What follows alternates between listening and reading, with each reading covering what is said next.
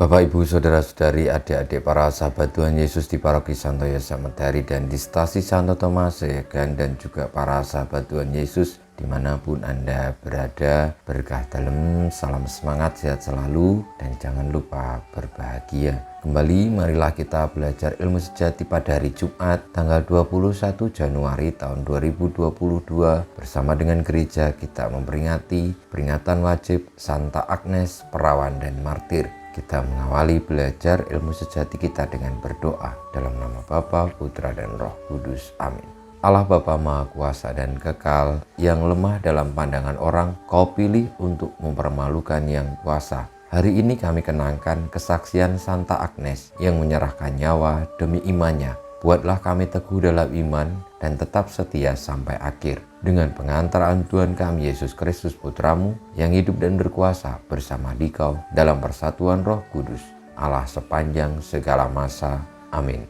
Para sahabat Tuhan Yesus terkasih, kita akan belajar ilmu sejati dari Injil Yesus Kristus menurut Markus bab 3 ayat 13 sampai dengan 19.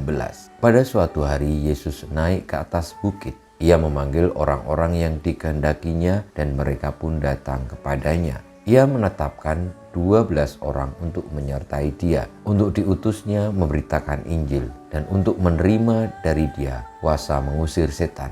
Ke-12 orang yang ditetapkannya itu ialah Simon yang diberinya nama Petrus, Yakobus anak Zebedius dan Yohanes saudaranya. Yang keduanya ia beri nama Boanerges yang berarti anak-anak guru. Selanjutnya Andreas, Filipus, Bartolomeus, Matius, Thomas, Yakobus anak Alfius, Tadeus, Simon orang Selot, dan Yudas Iskariot yang mengkhianati dia.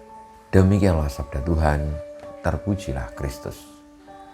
Para sahabat Tuhan Yesus yang terkasih, di dalam melaksanakan misi penyelamatan, penebusan, pewartaan kabar keselamatan, kebenaran, Tuhan Yesus yang adalah Sang Sabda tidak bekerja sendirian, tetapi ia melibatkan orang-orang yang ia pilih untuk diutusnya, meneruskan, melanjutkan, menyebarkan ajaran, petunjuk, dan juga sabda Tuhan sendiri untuk keselamatan umat manusia.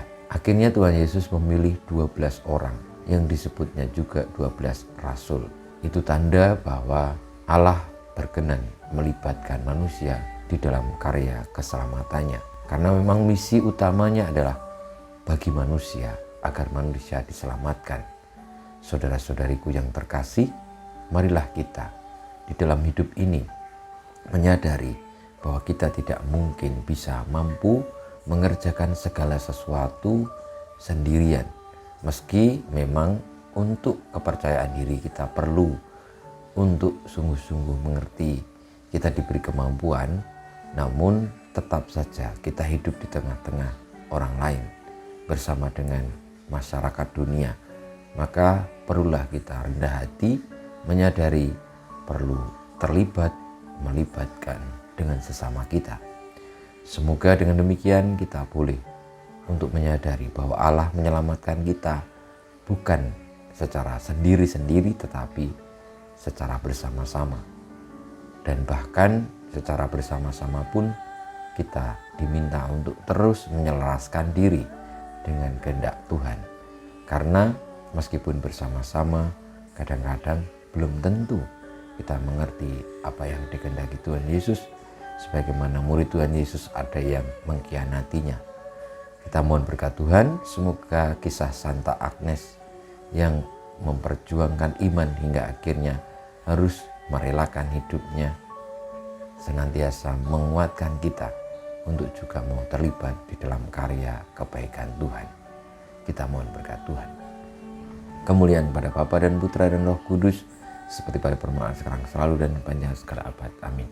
Ya Yesus, jadikanlah hati kami seperti hati-Mu. Tuhan bersamamu dan bersama rohmu kita semua hidup kita, perjuangan kita untuk terlibat di dalam karya keselamatan Tuhan dan juga melibatkan orang lain di dalam karya penyelamatan Tuhan itu.